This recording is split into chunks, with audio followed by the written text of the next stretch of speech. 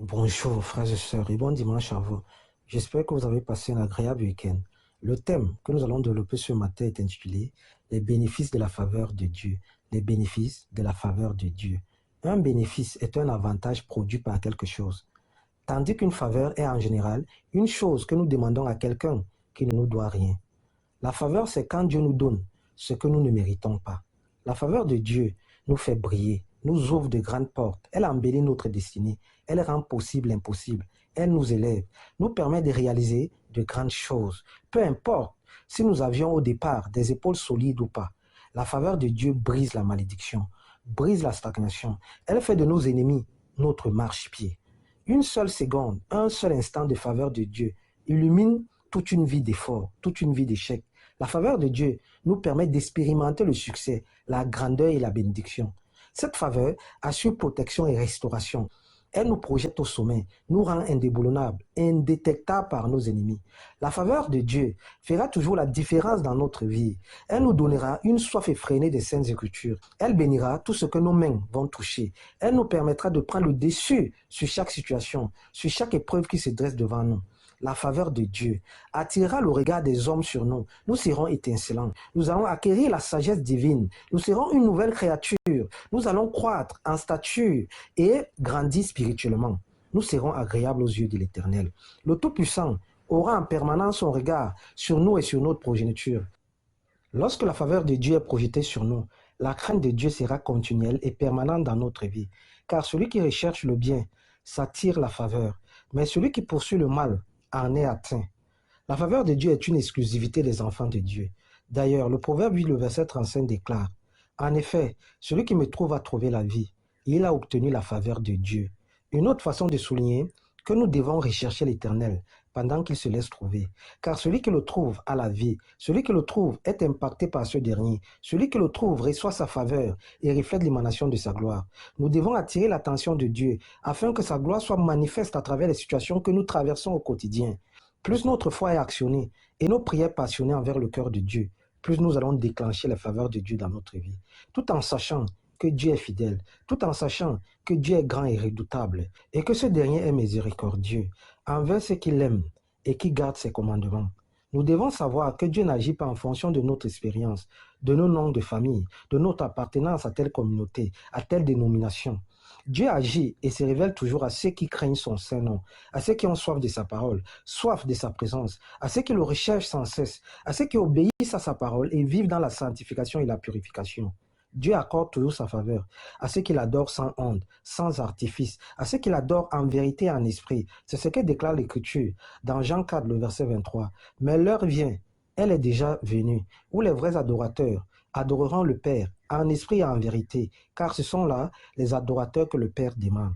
Un vrai adorateur désire Dieu, il veut le connaître davantage, il veut expérimenter sa présence d'une manière absolue. Ce dernier va jeûner, pleurer, supplier, prier et louer son Dieu. Ce dernier va sans cesse rechercher la face de Dieu, peu importe les épreuves et les circonstances. Frères et sœurs, activer la faveur de Dieu nécessite énormément de foi. Cette foi qui s'alimente de la parole de Dieu, cette foi qui trouve sa source en l'espérance aux promesses de Dieu. Tout est possible avec Dieu. Voilà le propre de chaque enfant de Dieu, de tout véritable adorateur, de tout véritable serviteur. Pour activer la faveur de Dieu, nous devons vivre dans la sanctification, car sans la sanctification, nul n'est agréable à Dieu.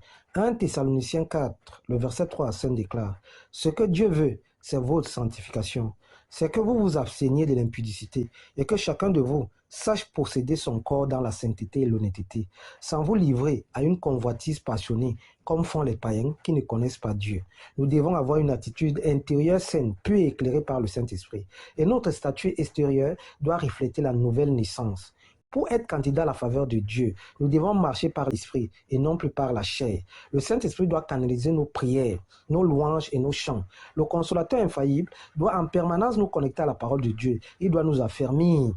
Il doit nous orienter lorsque nous voulons rendre un culte d'adoration à notre Dieu. Sans l'aide du Saint-Esprit, notre attitude intérieure ne sera pas sanctifiée, purifiée, et nous ne pourrons pas produire les fruits de l'Esprit, tels que l'amour, la joie, la patience, la tempérance, la maîtrise de soi, etc.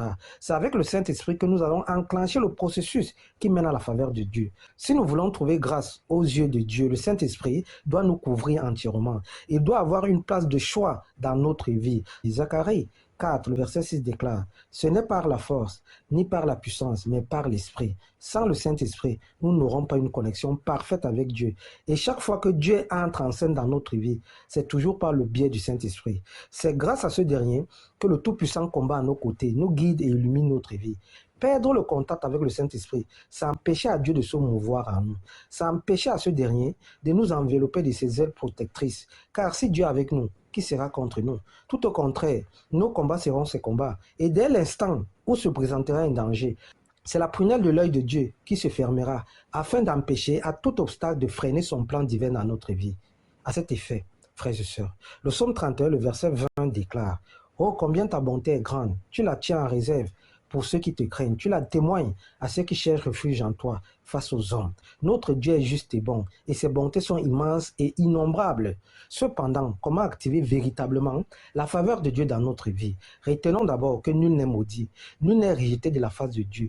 Et surtout, lorsque nous avons péché, revenons toujours devant la face de Dieu. Car c'est par grâce que nous sommes sauvés, au moyen de la foi. Notre foi a donc un grand rôle à jouer. Si nous voulons être impactés par les faveurs de Dieu, nous devons toujours nous rapprocher de lui, nous humilier à ses pieds. Et même quand nous avons péché, revenons à Dieu à travers une repentance sincère.